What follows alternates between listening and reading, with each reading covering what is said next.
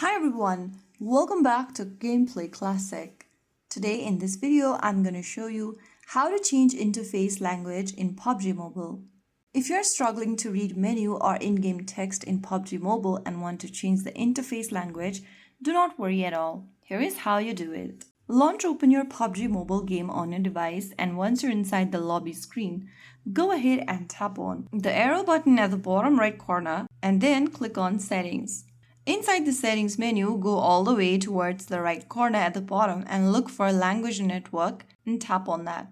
Inside Language, look for Interface Language option and click on the pencil button right next to Interface Language. Now choose a different preferred language from the list and then tap on OK. Soon after you click OK, the game will restart automatically and it will update the interface language immediately to your choice. So that is how it's done. If you found the video helpful, don't forget to like, share, and subscribe to our channel. I will be back again in the next video. Stay tuned. Till then.